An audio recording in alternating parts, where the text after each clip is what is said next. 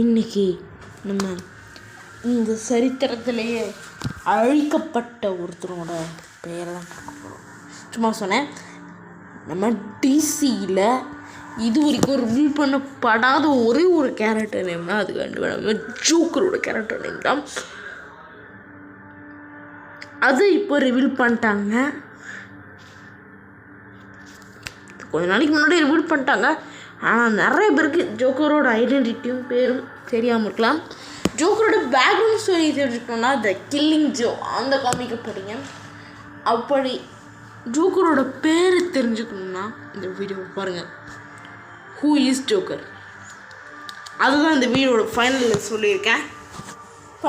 முடிஞ்சு வைப்பாங்க. தன்னோட காம்படிஷன்ஸை டெவலப் பண்ணிக்கணும் அப்படின்னு நினைக்கக்கூடிய ஒரு ஆள் தான். ஒரு கட்டத்தில் தங்கிட்ட பணம் இல்லாத அந்த காரணத்தினால தன்னோட ஃபேமிலியை ஒழுங்காக பார்த்துக்கணும் அப்படிங்கிறதுக்காக ஒரு டைம் ஒரு க்ரைம் அப்படின்னு சொல்லிட்டு ஒரு க்ரைம் ஆக்டிவிட்டியில் ஈடுபட்டு அதனால் அவங்களோட ஃபேமிலி இறந்து போய்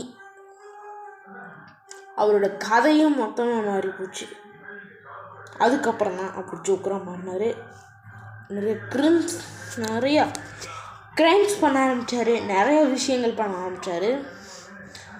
கண்டிப்பாக உங்களுக்கு இது கண்டிப்பாக தெரிஞ்சிருக்கும்.